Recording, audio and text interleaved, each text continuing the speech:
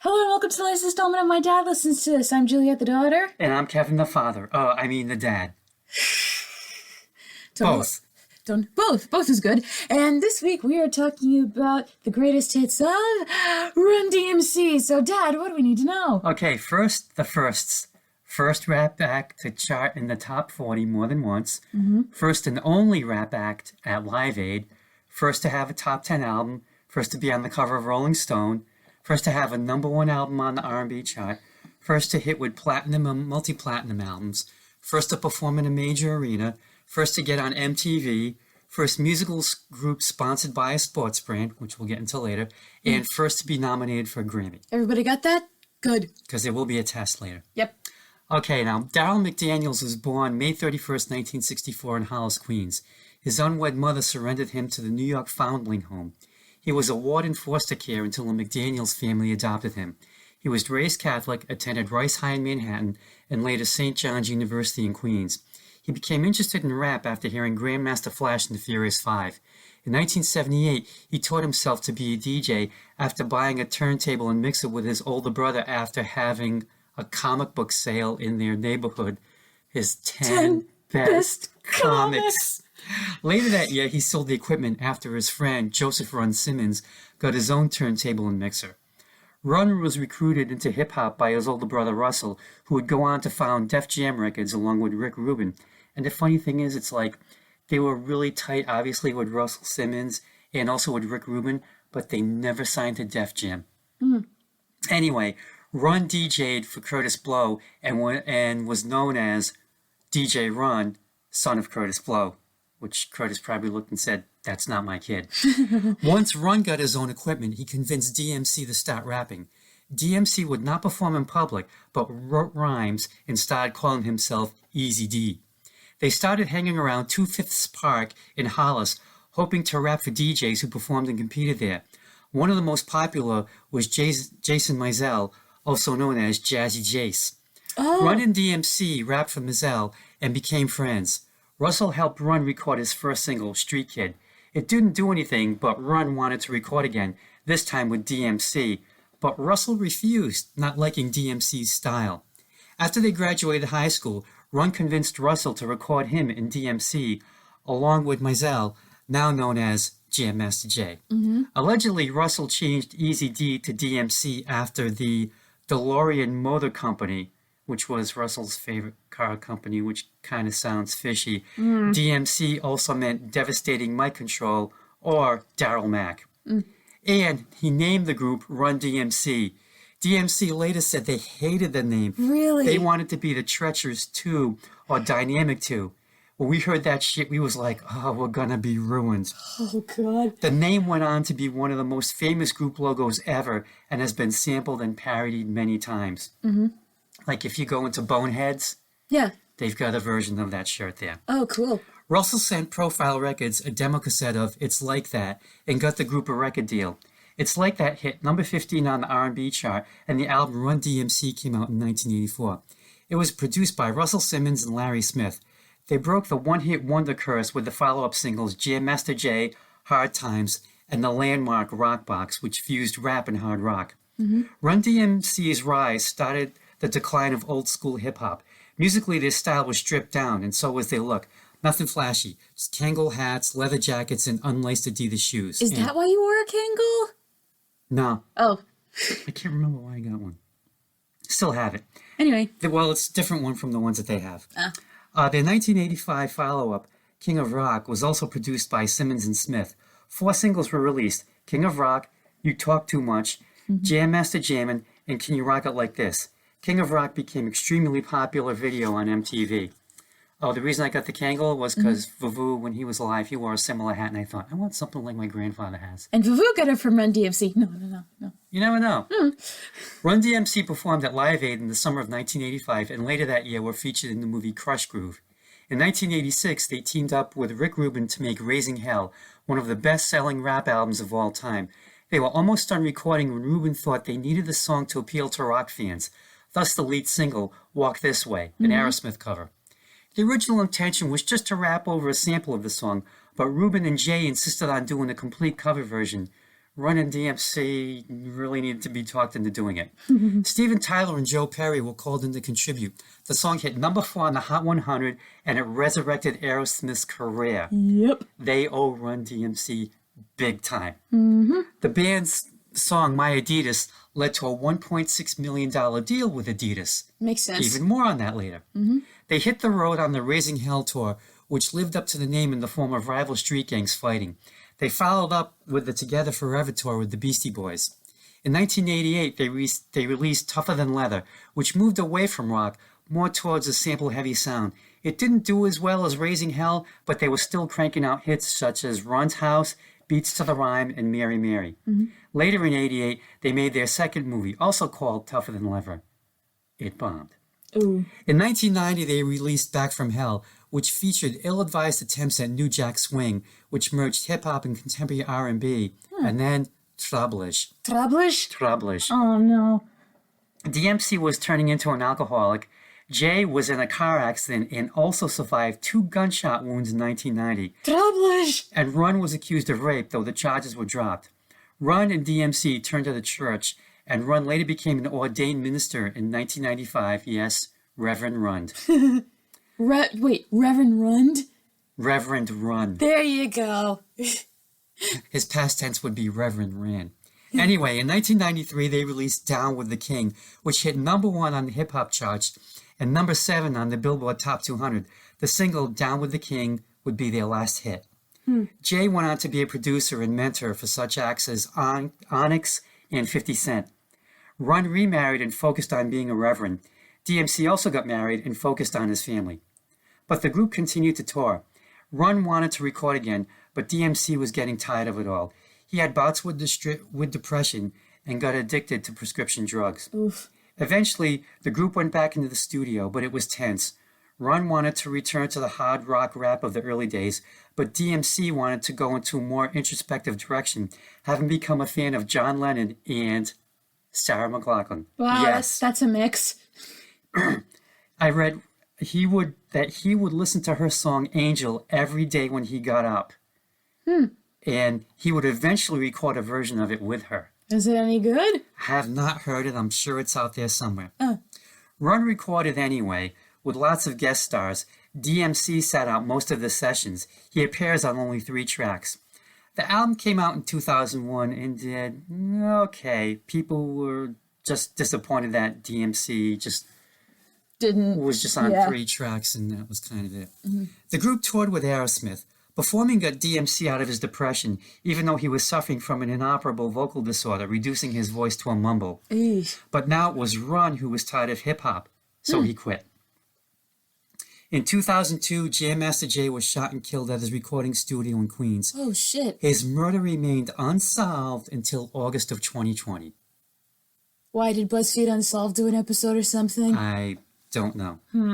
And the group was inducted into the Rock and Roll Hall of Fame in 2009. Now, as for me, once again, gotta bring up the specter of Uncle Joey. He got their debut album when it came out, and I never heard anything like it. Plus, neither had he. Yeah. He told me a story that he and John Sprague went to see them at Brown. Because, if John Sprague is going to go see Run DMC, are you going to go as well? Yeah. Yeah.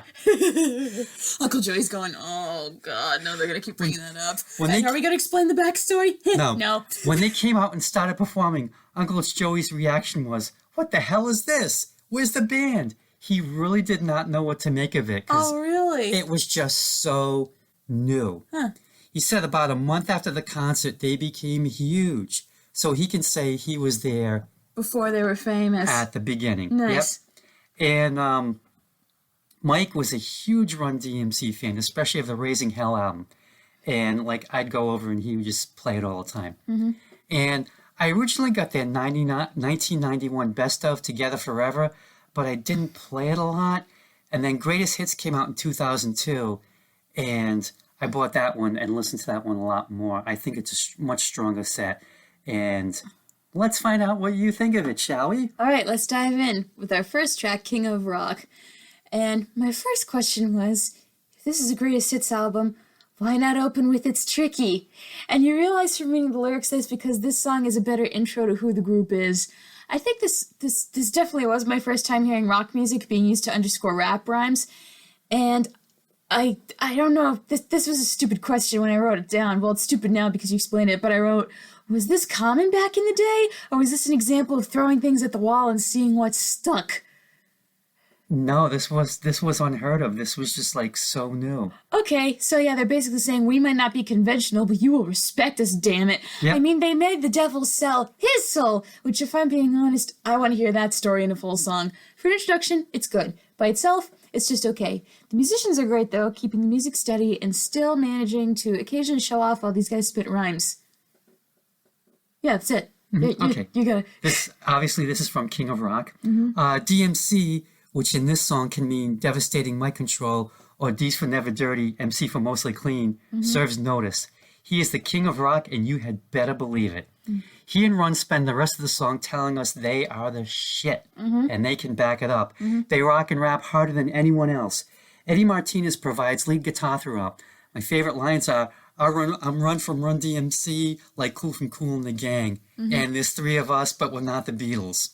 Which makes sense because only Paul, George, and Ringo were alive at the time.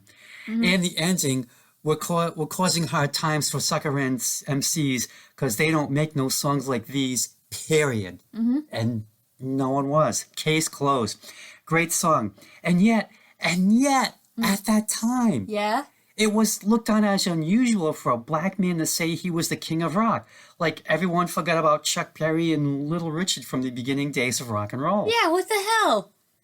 And it was kind of looked on as like almost an oddity, like, black guys doing rock? They Wait a started minute. it. Yeah. It's a terrific video, too.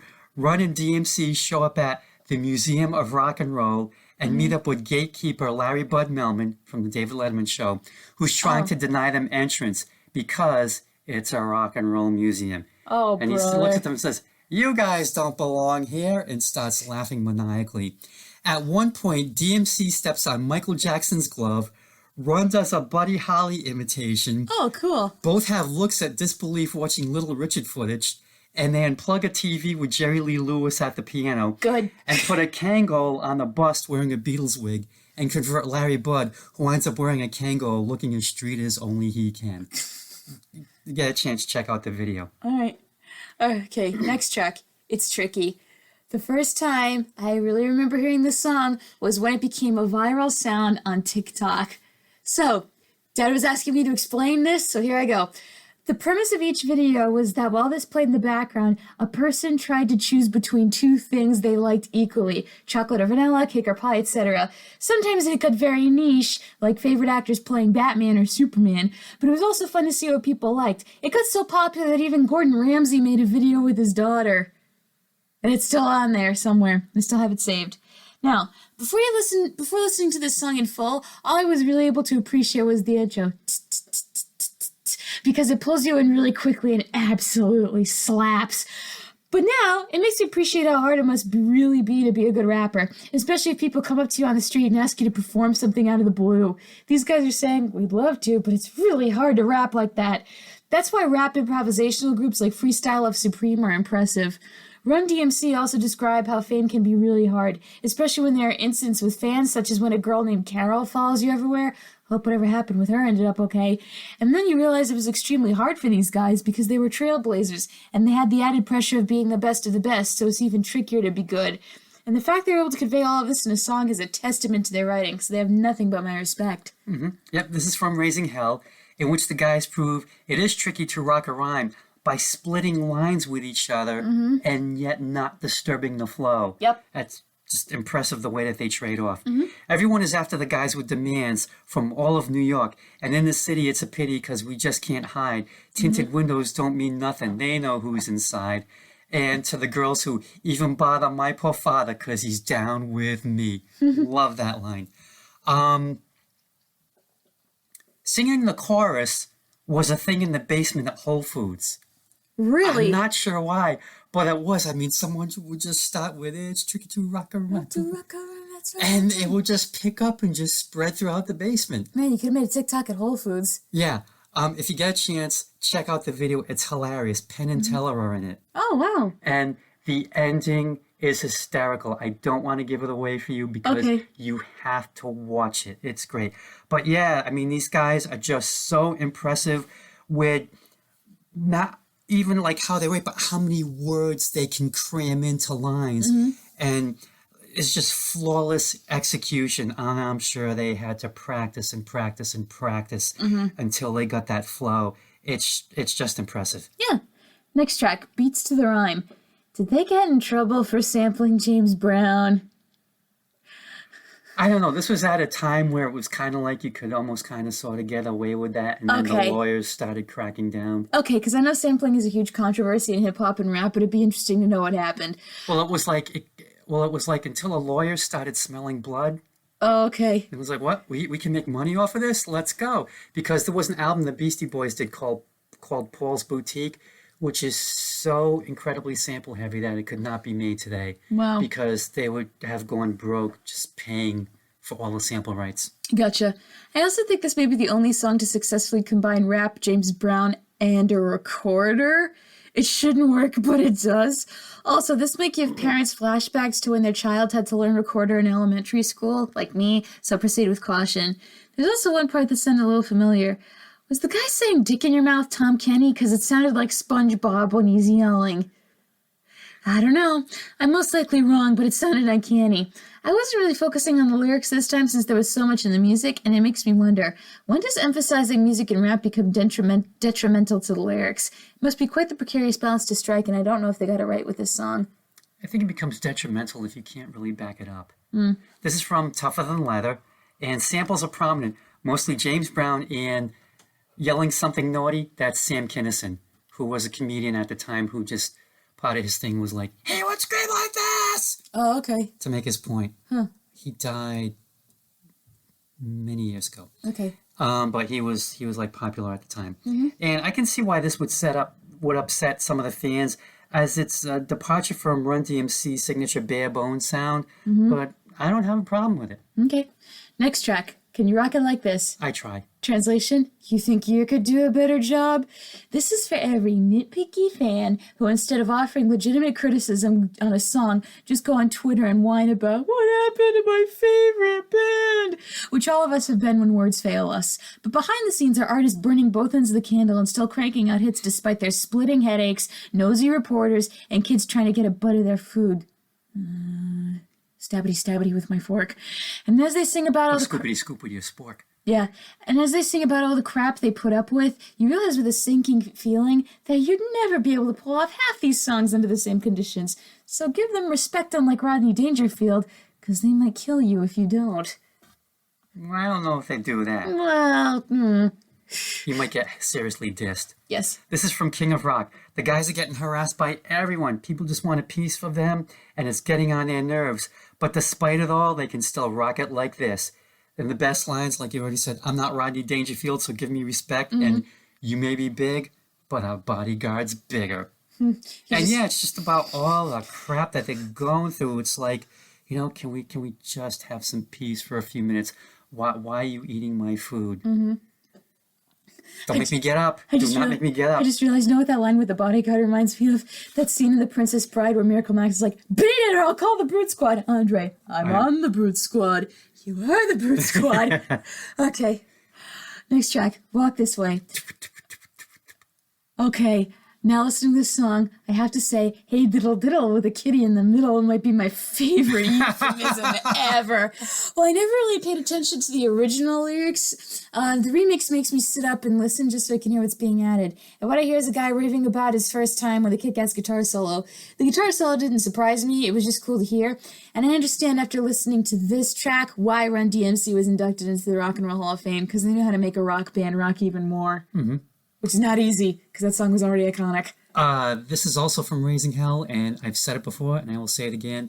Aerosmith owes its massive comeback to Run DMC because their career was on life support. This version charted even higher than the original, making it to number 4.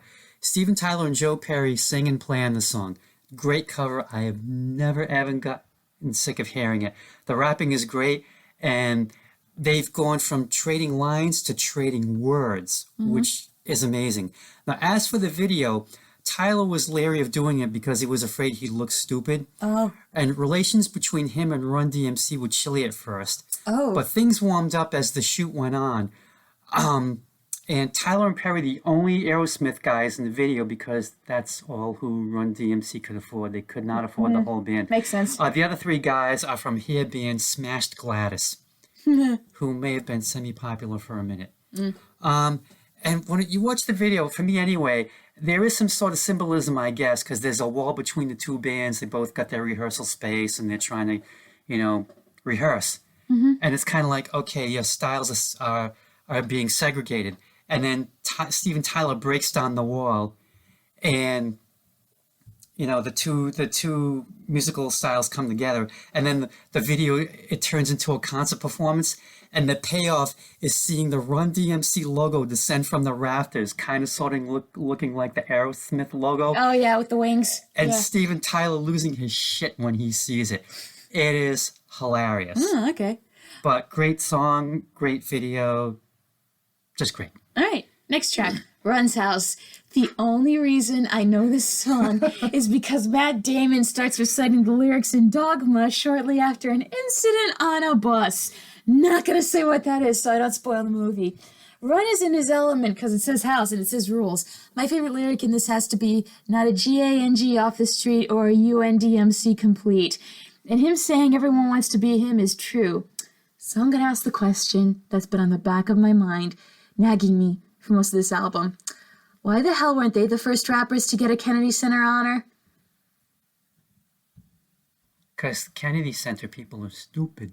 Yeah, I have nothing against LL Cool J, but that would just make more sense. Maybe because LL Cool J turned to be more, not really family friendly, but he went on to one of the NCIS shows. Yeah, he did. And it's like, hey, he's popular. He's with CBS. CBS broadcasts the Kennedy Center honors. Yeah. But think of the performances we get, too. I mean, come on. Maybe the Kennedy Center will make it up to them one of these days, but this song just affirms what we already know. You can't compete with them.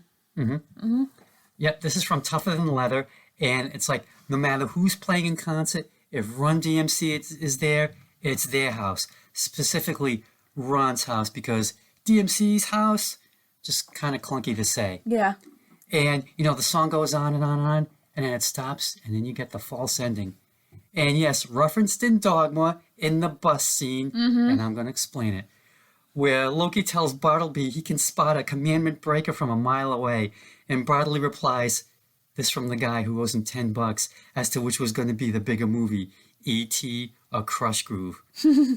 Loki then ends up killing a couple for committing adultery on the bus, and everyone flees, and Loki and Bartleby are the only ones left outside the bus, and Loki looks at Bartleby and starts saying, whose house? Run's house! Hilarious. And you've got to see the whole movie to appreciate that scene. You do. Next track, Rock Box. By this point, you realize that most of the songs are just Run DMC bragging, but what always gets your attention are the rhymes that blow your mind. Like my favorite, we bake a little cake with Duncan Hines, and we never wear the vest they call Calvin Klein's. Even when they're not talking about sex or beating you up because you don't like them, Run DMC manages to grab your attention because they have great music, and you always want to see what's next. Not my favorite, but I can't totally hate it, because they're good. Yep, this is from the first album, Run DMC, and once again, Eddie Martinez is on guitar. And it may not sound it, but this was revolutionary when it came out. Right, Uncle Joey? Right. Right. Once again, the guys spend the song telling us they are the shit. And like I said, they can back it up. They calm the 7 C's because the music is soothing. I get. Well, maybe it's soothing. Maybe it's soothing for ever churning water. Yeah, I ain't so sure about that. But anyway, the best lines are, Calvin Klein's no friend of mine, don't want nobody's name on my behind, except Adidas on my foot. Anyway, and second best and funniest line, which you brought up, we bake a little cake with Duncan Hines. You can't make it from scratch, can you? Jam Master Jay could have made it from scratch. Ooh. Pun intended. Oh, yeah. But, yeah, just a groundbreaking song. Okay, next track, Peter Piper. If I played this for a 5-year-old kid, is that appropriate? Yes. My answer is, well, they gotta learn sometime, and hey, you still get the gist of the fairy tales. I feel like a broken record, but they keep blowing my mind. They're as legendary as the stories they reference. I don't have too much to say here other than listen to the track because it's really good. That's it. That's all I got. This was the opening track to Raising Hell. The intro with the guys trading words within lines is staggeringly impressive. Fairy tale and myth characters meet Run DMC, and it's great. And very minimalist backing. Best line, the turntables might wobble, but they don't fall down. Weebles. Yeah, for you youngins. But yeah, just, gotta give it to DMC and Run. Devastating mic control. Absolutely mind-boggling stuff.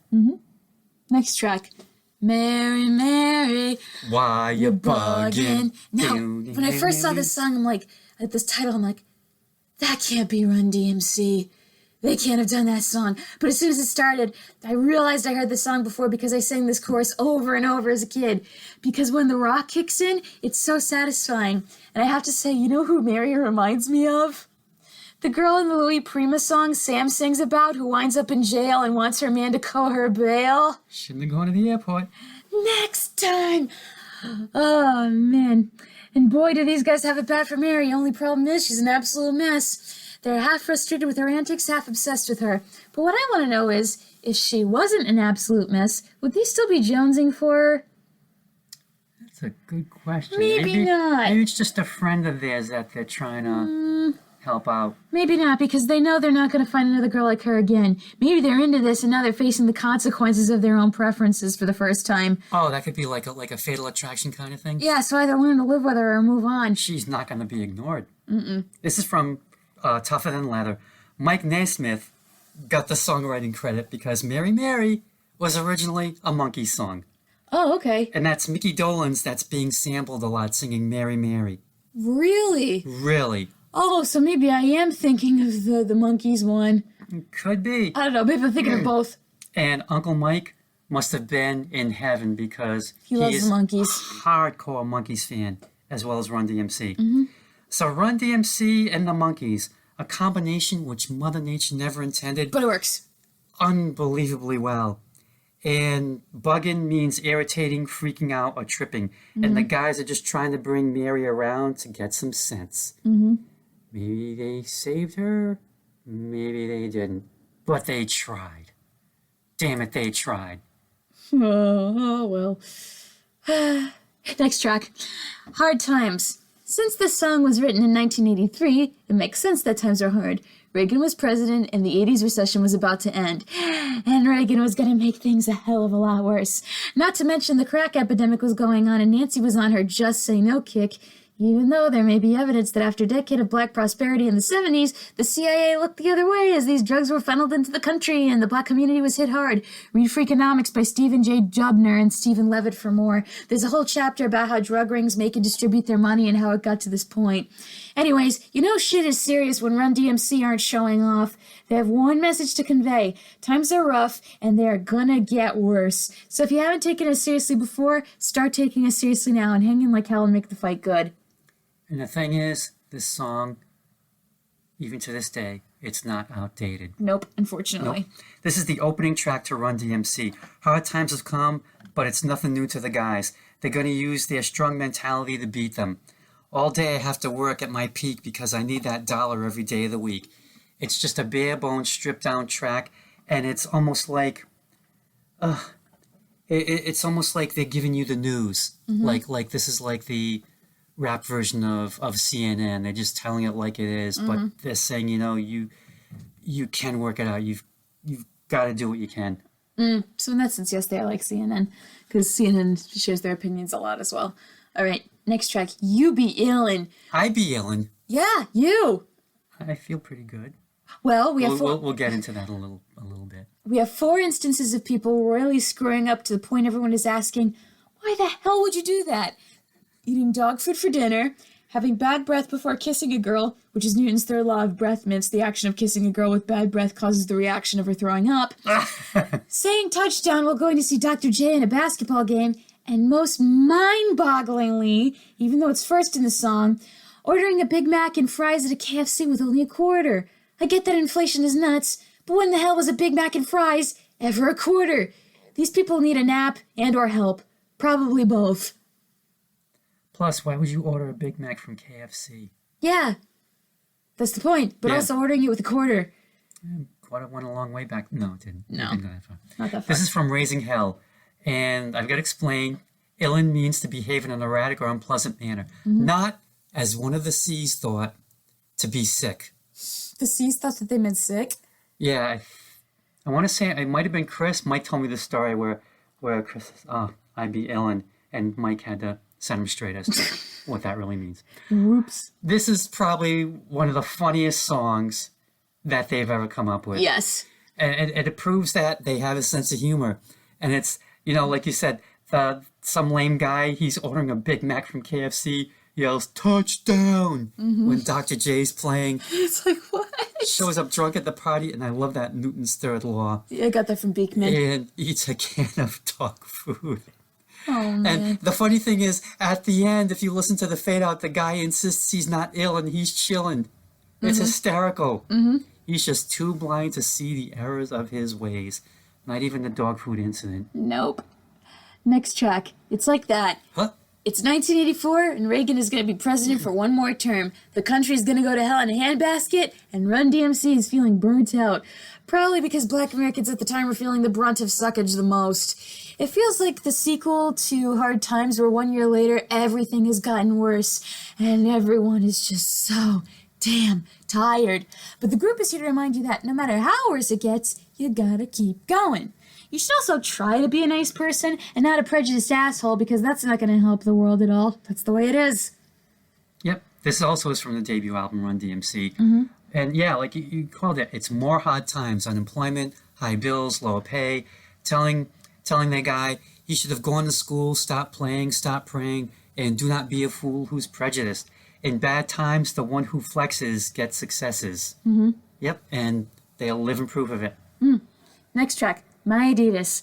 Your Adidas, my Adidas. A song that's 99% product placement but still manages to be good. You follow the group around all the while with Adidas sneakers on their feet. We all have that one comforting piece of clothing we like to wear wherever we go because it looks good on us and makes us happy, reminding us of what we like and where we're from. Not my favorite, but I'm glad he likes his shoes. Yep, this is from Raising Hell, and this is the story DMC tells about how this song came to be. Okay. In his neighborhood, there was a community activist, one Dr. Diaz, who put out a pamphlet called Felon Shoes. It was about how the kids in the streets wore Lee jeans, Kangol hats, gold chains, and Pumas and Adidas without laces. They were thugs. Did you say Pumas? Pumas. Puma. I only thought it was just the Smothers Brothers who said Puma. I don't know. I'm going with Pumas. Okay. I always say Puma. And the when I was a kid. crevasses. Anyway. I'm not going down that crevasse. And I don't know if you've seen pictures of Run DMC with wearing the sneakers. They don't have laces, and the mentality was that the sneakers were laceless so they couldn't hang themselves in prison. And that's why Dr. Diaz was saying, these kids, if they're dressing like this, they must be thugs. So the guys decided to write about their Adidas to put a positive spin on how they dressed. And DMC said he and Run, they were just huge Adidas fans even before they wrote the song. It was just, he talked about how when they were kids, they would work and save up their money just to buy the latest pair of sneakers. Yeah. And as we learned on Kim's Convenience, shoe shopping is no joke, especially for sports sneakers. Yep. Oh, yeah. So they wrote about the lines about their Adidas stepped on stage at Live Aid. And so the record comes out. And meanwhile, over at Adidas, the execs are looking at their sales charts and noticing all of a sudden sales are going through the roof. But why? So they had a rep in Los Angeles, one Angelo Anastasio. And I've heard that name before. And people were asking him, have you heard of Run DMC? So he hadn't. He gets filled in and tells his bosses what's up. So they send him to New York, where Run DMC is at Madison Square Garden. Angelo's watching the show from backstage, and Run comes out and tells DMC to take off one of his shoes and tells the audience, if you got Adidas, hold them up. And supposedly 40,000 people hold up a sneaker, and Angelo is backstage, and he flips out. He gets back to L.A., tells them what happened. His bosses send him to Germany, where Adidas' headquarters are. He tells the owners what happened, and they decided to sponsor Run DMC with a $1.6 million deal. The first of its kind between a musical group and an athletic company. So that was another first. That guy must have sounded like in cartoons when they have the dollar signs in the eyes and you hear cha-ching. Yep. This is a great song. I love it. No one gets between the guys in their Adidas. Nope. Even Bob Dylan loves this song. Really? Yep. How'd you find that out? If you go on the Wikipedia page for the My Adidas song and scroll down to the Legacy section, you'll get the full story. And Bob has a lot of really good points about the song and about music in general. Because I guess he did an episode, he has like a Sirius XM station, and so he does different themes. And one theme that he did for a program was called Shoes. And he played this song. But you get a chance, read the story. It is fascinating. Okay. Next track, Sucker MCs, parentheses, Crush Groove 1. An origin story song flexing on all the other MCs. Honestly, this is probably my least favorite on the album, but it does get better when DMC comes in and gets his solo. Other than that, though, I wasn't invested in the story. I already know they're one of the best, and I knew we were going to get the backstory of this band on the show, so. Well, yeah, and the thing is, I mean, this is from their first album, so Yeah. hence the Crush Groove #1. Now, this is the first of 4 songs that are subtitled Crush Groove, and they're all numbered, and they're on different albums. Why? I don't know. Is there anyone out there who can fill us in? Can someone help us out here on the internet? Uncle Joey? Anyone? Anyone? But I think maybe you brought up a point, like you talked about how they talk about themselves and how they're starting out. So maybe each Crush Groove is a different progression in their career. That's the only thing I can think of. I have no idea. And this is, again, it's a no-frills rap about how Run DMC came to be. And the guys rap separately on this one. And we all know that would soon change. And those sucker MCs don't stand a chance. Yeah. Next track, You Talk Too Much. The start of the music video is amazing, where Run and DMC are talking about people they can't stand, only it's subtitled, possibly because they're using AAVE, African American Vernacular English. As for the song, I've definitely heard this in your car before. This isn't just a loudmouth. This is a loudmouth that blows smoke out of their ass, trying to talk about things they've never experienced, and you can tell they're full of it. Have you ever seen that one white college student who tries to speak about diversity issues right in front of the students of color? That's what this guy is. Or even worse. Like, I was thinking, who's the first person I think of? And I went, oh, I know. The weird old schmucky white guy who hosted the late night show that Weird Al performed Another One Rides the Bus on. Dr. Demento? No! The TV show! The Tomorrow Show or something? Oh, Tom Snyder. Yeah, that guy! I've seen clips of him and he just annoys me. I wish Run DMC would sing that song in his face. And, as someone who indulges in daytime TV by watching The View, I totally agree with the Barbara Walters dig. Smart woman, but sometimes could be out of touch due to her wealth and affluence. Also, now that she's off the show, is there a way we could get Run DMC to yell at the Princess of Arizona, aka one of the rudest and most spoiled people alive, that makes Veruca Salt look like a saint whose mother is on record admiring how her brother threw her through a screen door? Yow. Yeah. This show's gotten so much better with her not being there and calling people bitches on live TV. Anyway, there's a lot of people whom I wish I could play this song for, and I know everyone can think of someone on a list they'd crank this up for. That's why it'll always last. This is from King of Rock, and it's probably my favorite song by them. Homeboy just can't shut up. His mouth is so big, one bite could kill a Big Mac. His mouth moves too fast, and his brain's moving slow. And he even told the cavity creeps about Crest, which Google a commercial. And he acts 8 days a week, 13 months a year, and he'll come back reincarnated as a nagging wife. And the way Run says that line, it just cracks me up every time.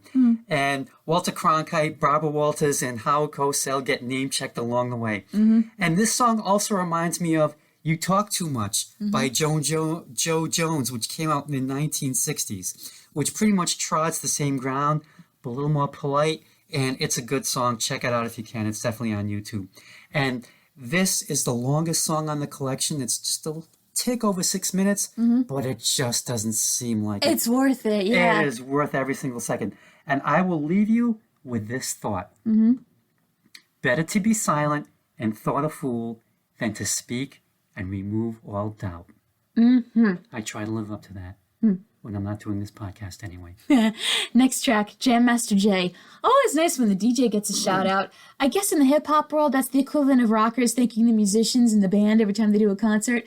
I'm sorry though, Jam Master Jay, you will never have as cool a name as Spinderella from Salt and Pepper, because there's just no topping that at all. And it also brings up a good point. Give credit to all the members, because if there wasn't a DJ, well, there'd be no music and it'd be just two dudes talking. That's the peanut butter in the sandwich. Without the peanut butter, you just have bread. So hats off to you, Jam Master Jay. Glad they gave you your doing a song. This is from the first album, Run DMC, all about their late, great silent partner. And he gets props. Jam Master Jay is the one in charge. It's up to him to rock beats that are truly large. The best DJ in the USA, hands down. And yeah, I gotta admit, Spinderella, she just has a great name. That is a genius seriously. Name. But yeah, Jay was the one, just stripped it down to 2 turntables and a microphone, and he just kept the beats going, and he was the band. He was the band. Next track, Down with the King. Ooh, we have a guillotine somewhere, let's go! Then I realized, oh, Down isn't having fun, not disposing of monarchy, rats. Or maybe it's both, like we're gonna party and then we're gonna go kill the king? I couldn't really tell. And to be honest, this song seemed to drag a little bit, so not my favorite, but hey, we know who the true kings are. Yeah, this is from Down with the King. They're heavily laden with guest appearances album. CL Smooth and Pete Rock appear on this song. And they end up cribbing quite a few lines from previous Run DMC albums when they get their chance to rap. There were lots of different producers on this album too, and this song became their second highest charting single. But the thing is, I've never cared for this song. It just doesn't seem like Run DMC to me. It kind of seems like special guest appearance by Run DMC. I just never really took to the album. Agreed. I mean, granted, they were going in a different direction and finding something new, and maybe I'm just too old school, but All right, final track and the best one to end on, Christmas in Hollis. So, since we already viewed this song for our Christmas special, I'm just going to focus on the moments in the song that slipped my notice last time. And the first thing I noticed is, oh, those drums and horns are intentional. Because have you ever seen, clips of marching bands from historically black colleges and universities? They put everything into it, and their shows are great. So I think it's supposed to show that Run DMC is going to put everything into this song to give you a Merry Christmas. Plus, the band almost sounds like James Brown's studio band, playing the same notes over and over with perfect precision. But they probably weren't going to get their asses beat, unlike James Brown's band. And I also noticed that they make a reference to Illin, because how could you possibly mistake Santa for anything else? The dude doesn't exactly blend in with his red suit and a reindeer. But hey, I might have to do a double take too if I just saw him sitting on a park bench like, is that Santa? And as they said, Christmas carols, I had an idea. Okay, hear me out. I want Run DMC to make a rap version of Charles Dickens' A Christmas Carol, because that would be so cool. That could probably work. It would be so cool. And another thing I didn't notice, we transitioned into New Year with an explosion and people cheering. And who wouldn't be cheering if Santa made you rich? So Merry Christmas and Happy New Year indeed. Yeah. This is from A Very Special Christmas. And at first I was tempted to just cut and paste what I wrote when we did our Christmas episode. Yeah. But as Elton John says, but then again, no. You want my full review? Check out that episode. It's a very good episode. We had a lot of fun making it. Just kind of wait till after Thanksgiving. That's all I ask. Don't listen to Christmas stuff before Thanksgiving. What I will repeat is this. This is the only Christmas hip-hop song that should exist. And that's it. All in all, right. A terrific collection of Run DMC's hits.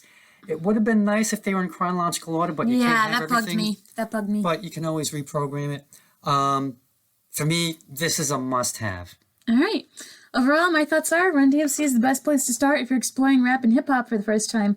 Again, they should have gotten the Kennedy Center honor first after what they've done for the art form, and then the next person to get it after that should have been Busta Rhymes. Feels about right. And if all you know is It's Tricky and Christmas in Hollis, go listen to this album, because you'll find a lot more to like and rock out with.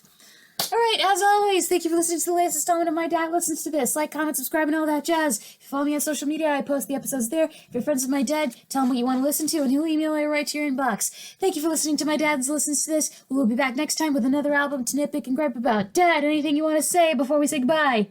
Nope. Okay, goodbye.